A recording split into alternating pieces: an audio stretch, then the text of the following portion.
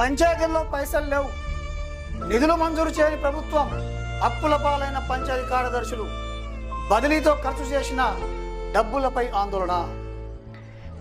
ఇది మన గ్రామ స్వరాజ్యం, ఇది మన పల్లె పరిస్థితి, ఇది మన గ్రామ పంచాయతీ దుస్థితి. సర్పంచుల పదవీ కాలం ముగిసింది. రాష్ట్ర ప్రభుత్వం ప్రత్యేక అధికారులతోటి గ్రామ పంచాయతీ పాలన కొనసాగించాలని నిర్ణయించింది. ప్రత్యక్ష అధికారులు అంటే గ్రామ కార్యదర్శులు, ఎంఆర్ఓ, ఎంపీడీఓ, అగ్రికల్చర్ ఆఫీసర్. ఎంఆర్ఓలు, ఎంపీడీఓలు, అగ్రికల్చర్ ఆఫీసర్లు అందరూ కూడా మండలంలో ఉండి మండల కార్యక్రమాలు చూసుకుంటారు. మరి కార్యదర్శులు ఏం చేస్తారు? కార్యదర్శులు గ్రామానికి వచ్చేటువంటి నిధులతో గ్రామ పరిపాలన కొనసాగించాలి.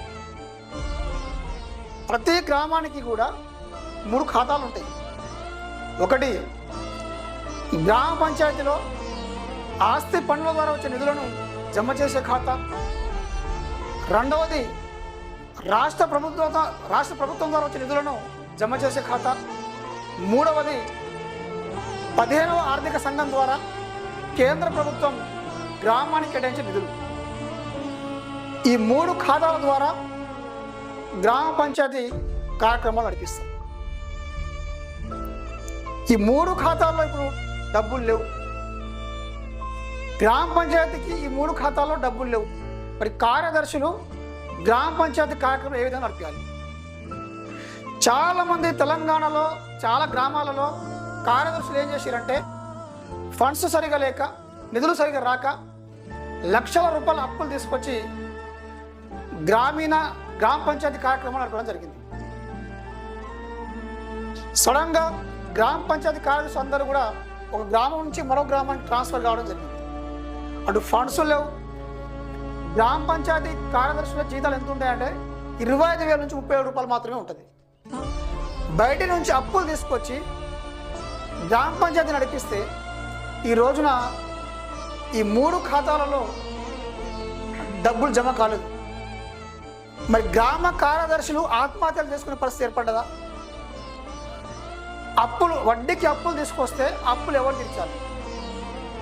గ్రామ కార్యదర్శులు 25,000 నుంచి 30,000 రూపాయల జీతగాలు అంటే ఎంప్లాయీస్, ఉద్యోగులు వాళ్ళ కుటుంబాన్ని నడుపుకోవాలి, వాళ్ళ జీవనం కొనసాగించాలి. బయట నుంచి వడ్డీకి అప్పు తీసుకొచ్చి గ్రామ పంచాయతీలు పెడితే వాళ్ళ పరిస్థితి ఏంటి? ఇలా ఎన్ని రోజులు ఉంటుంది? ఇంకా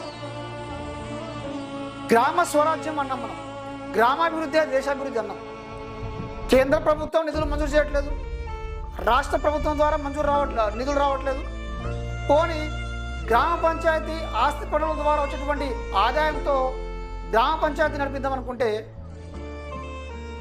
ఆదాయం 1 వంతు ఉంటే ఖర్చులు 4 ఇంతలు ఉన్నాయి. ఇది మన తెలంగాణ రాష్ట్రంలోని గ్రామ పంచాయతీల దుస్థితి, పరిస్థితి. దయచేసి కేంద్ర రాష్ట్ర ప్రభుత్వాలు ఇప్పటికైనా స్పందించి గ్రామాలను కాపాడండి. గ్రామాలకు రావాల్సిన నిధులను ఇవ్వండి. గ్రామాలకు రావాల్సినటువంటి నిధులను మీరు ఇచ్చినట్టయితే ఖచ్చితంగా గ్రామాల్లో కొన్ని సమస్యలు తీరుతాయి.